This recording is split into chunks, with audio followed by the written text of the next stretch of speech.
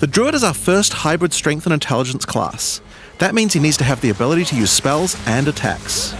As a human, the Druid typically uses magical staves to harness the powers of the earth and the natural world.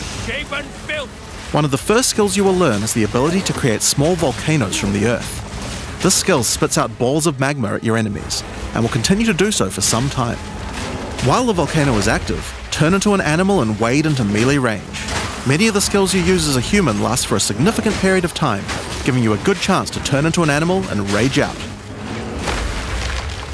But how do you turn into an animal, you may ask? Well, the answer is a new weapon type that Druids use, animal talismans. When you equip an animal talisman, you can choose which animal form you would like the talisman to represent. Depending on what you choose, you'll be given that animal's basic attack as a new skill to equip. For a bear, that's Maul. To turn into a bear, simply use the skill. Your character will instantly transform into a bear and attack. If you want to change back to a human, just cast a spell. You will instantly swap back and cast it. We wanted to make sure that swapping between forms was seamless and immediate. Changing forms should be something that you do without even thinking about it all the time in battle. In order to allow for hybrid melee and caster gameplay, most of the skills you use in your human form last for some time and aid your animal skills in some way. The volcano we used earlier will emit more molten balls whenever you hit it with a slam, making it perfect for use with your bear form's furious slam. While in bear form, many of your abilities use rage. There are a lot of ways to generate rage, but the easiest one is simply smash your enemies with Maul. Once you see the runes on your back glowing, it means you have enough rage to do a much more devastating version of your furious slam. Your bear form can also go on a rampage, stomping the ground as you demolish your foes. The more rage you have, the longer the rampage lasts, and doing it over a volcano makes it even better.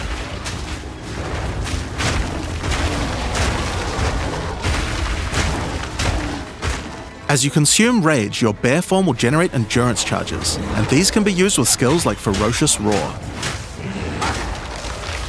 Ferocious Roar is a war cry that empowers your subsequent attacks to break your opponent's armor. The more endurance charges you have when you use it, the more empowered attacks you will gain. But Ferocious Roar has another special feature too. It's a meta gem that allows you to socket any Warcry gem from another class into it, giving you the ability to use these skills as a bear. Use the Warrior's Infernal Cry skill to make your enemies explode.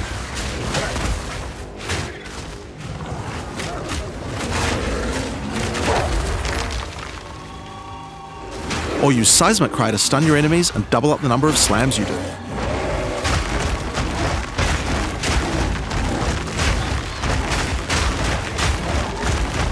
You can even use it with Ancestral Call, a skill that turns you into the fire god Kaun. Ever wondered what the Karui god of war would look like if he was a bear? Well, wait no longer.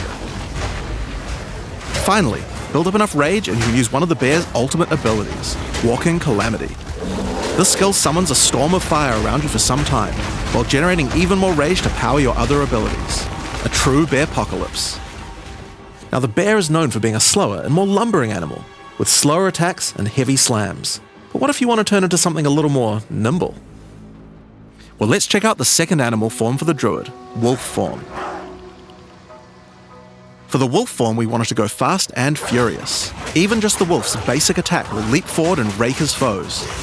After attacking, the wolf stands up on two legs, but after running for a short time, he goes back on all fours, allowing to move more quickly between packs of enemies. The wolf has a lot of cold attacks based on his association with the moon, and the first of these is Lunar Assault. It's great for freezing your enemies in place. After they're frozen, use your basic rake attack to knock shards of ice off your enemies, which land on the ground nearby and explode. If you want to get into battle quickly, you can use your pounce attack. This skill leaps at a target and applies a mark to them. Killing the marked enemy will summon a wolfman into your side, allowing them to fight with you. Mark and kill as many enemies as you can to build up a sizable pack. While an enemy is marked, your wolves will prioritize that target and do more damage the more wolves you have, so make sure you keep your pack strong. Now, one problem you might run into is your wolf pack dying in boss fights. You often don't have any enemies that you can mark and kill in order to regenerate your pack. To deal with this problem, you can use Cross Slash. Cross Slash jumps backwards and does a vicious double slash. Any marks on your target explode and triggers their abilities. This allows you to pounce to mark an enemy and then summon a wolf even without killing them. Cross Slash also has another feature though. Remember those ice fragments from before? Well, Cross Slash will propel any ice shards on the ground towards its central target. First, freeze your enemies with Lunar Assault. Then rake them to create as many ice fragments as you can. Then follow up with Cross Slash to generate a field of icy explosions to obliterate your enemies. If they're still alive after that, your pack of wolves can finish them off.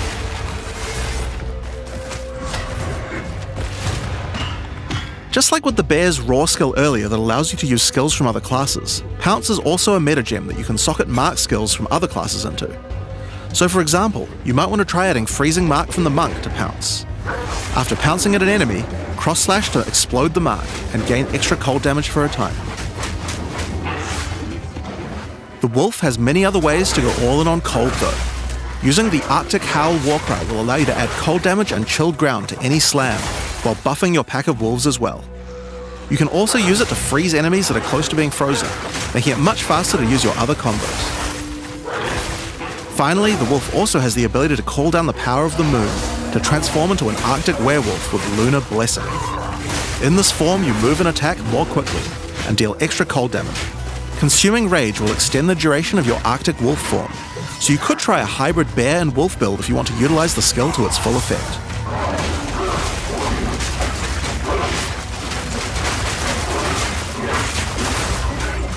Alright, let's talk about the third form available to the Druid, and I think it's a cool one, the Wyvern. The Wyvern has a number of long-range breath abilities, but that doesn't mean you can't get into melee range when you want to. The basic attack of the Wyvern is Rend. Jump forward into combat and slash your enemies with your lethal talons. If they're close to being stunned, you can blow them off balance with a blast from your wings, causing an explosion of damage. After the battle though, it's time to feed. Devour the corpses of monsters to create power charges, and this is when the Wyvern's abilities really come online. When using Rend, you can consume a power charge to charge up your wings with lightning. Not only does this do a bunch of damage, but it allows you to turn this melee skill into a much larger AoE attack. Once your wings are charged, your Wing Blast will also do lightning explosions for even more damage. If your enemies are close to death, no need to wait for them to actually die. When you see this blue marker, just devour them alive. Fresh meat is much tastier after all. Alright, so those are some melee options, but how about range? Well, you wouldn't be much of a dragon if you couldn't breathe fire after all. Rolling Magma is the first of the Wyvern's breath attacks. Spit balls of fire that bounce along the ground. These balls will trigger volcanoes as well, so it's a good idea to cast one as a human right before you start spitting. But that's not all you can spit. You have something a little nastier in that gullet of yours. Spitting a barrage of oil at your enemies will cover them in a viscous sludge that makes them easier to ignite. If you have power charges though, plant your wings in the ground and vomit a barrage of lightning-infused projectiles. The more power charges you have, the longer you can do this for. But make sure you keep your foes at range. You're vulnerable to melee attacks while channeling this skill. In order to help with that, let's take a quick diversion back to some of your human abilities. As a Druid of Scoth, you have the ability to harness the power of nature to create entangling vines to slow down your enemies. Another of nature's punishments is the thunderstorm. Creating one of these will create periodic strikes of lightning from the sky, and will also make your enemies wet. Why is that useful? Well, of course, things that are wet are easier to shock. Use it with lightning damage from your Wyvern form to enhance your damage. Making things wet also makes them easier to freeze, so it works nicely with your wolf form as well. And you know what else likes water? Plants. Water your plants to give them various extra abilities. Use Lightning Storm with Entangle to make them last longer, and attach more vines to each enemy, slowing them further. Summon Thrashing Vines to slam at your enemies for a time. Any that are created in water will be larger and deal more damage. Now then, with our enemies sufficiently subdued with our plants, time to really lay into them with our lightning-infused barrage. Now, this last Wyvern ability is just ridiculous, but we felt like we had to do it. Use Flame Breath to take to the skies and rain down a stream of fire on your enemies. You have wings, so we have to take full advantage of them after all, so fly around and burn in it.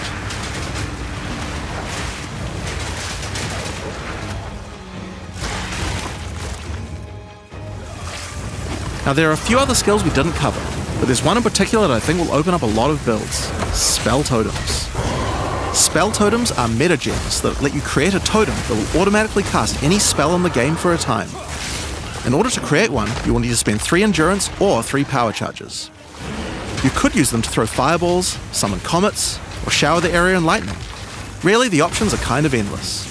Your bear form can easily generate endurance charges by consuming rage, and your wyvern form can easily create power charges by eating corpses. So it's pretty easy for the druid to get the charges needed, but they're also available from quite a few other places as well. I'm sure we'll be seeing a lot of different spellcaster classes thinking about how best to take advantage of these. Now of course, along with a new class comes a bunch of new support gems. We've added over 30 new supports throughout the game, but I'll show you a few of the cooler ones here. Fan the Flames can be added to any wind skill to spread fire from one ignited enemy to the other enemies behind them. It's great for the Wyvern's Wing Blast. But you can also use it on many other classes with wind skills, like the Twisters on the Huntress, or the Monk's Staggering Palm Projectiles. Accelerated Growth causes extra explosive plants to erupt from the ground whenever you grow plants with rain. And Advancing Storm changes storm skills like your Thunderstorm or Tornado to move across the battlefield.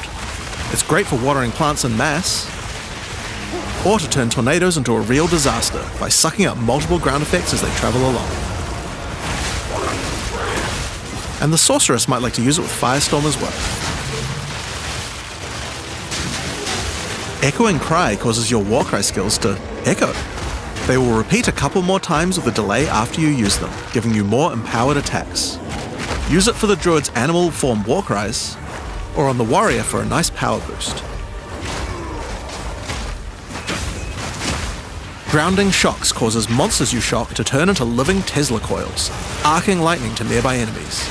You could use it with your empowered wings for an extra damage boost, but it's also great with any other shocking skill. Try it out with Lightning Spear.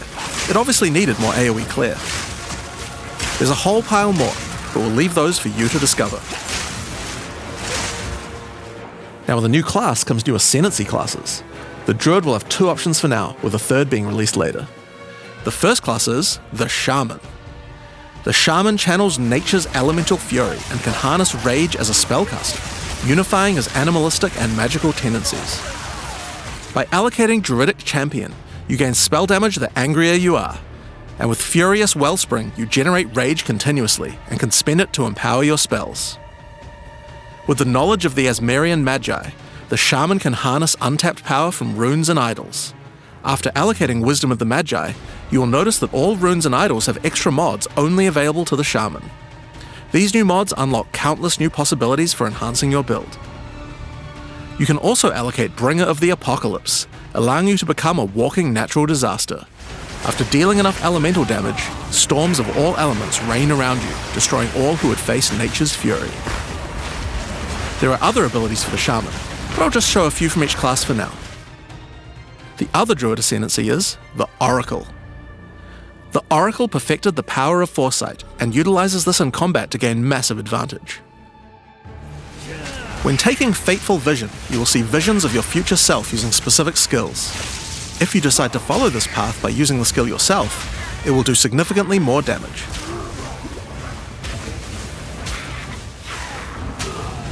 And with Converging Paths, at a critical moment in battle when a monster is vulnerable to freeze, stun, or electrocution, the Oracle can use Moment of Vulnerability to see a vision of the enemy's future, and then merge it with the current timeline, allowing him to deal damage to both. And one of my favorites, when you first become an Oracle, you'll notice over 130 new extra passives appear in the Druid section of the tree. By allocating the Unseen Path, you use your power of foresight to learn from alternate futures and gain skills that would otherwise be unavailable to you. For example, self-sacrificing allows you to be able to summon more minions by reducing the spirit costs, with the trade-off of making your reservation skills cost more spirit. Or Corruption Endures, which allows oracles to have a small chance to avoid death. Both the Druid ascendancies offer interesting and unique ways to gain modifiers that no other classes can get, so we're expecting a huge variety of build possibilities from these. Now there are unique talismans for the Druid to use as well. We won't spoil all of them, but this one was particularly cool. Fury of the King turns your bear form into a fire demon, converting most of your damage to fire. As a demon, you can also use Molten Crash, a jumping slam attack that leaves fissures around you. This unique also continuously grants glory, allowing you to use your ultimate abilities more easily.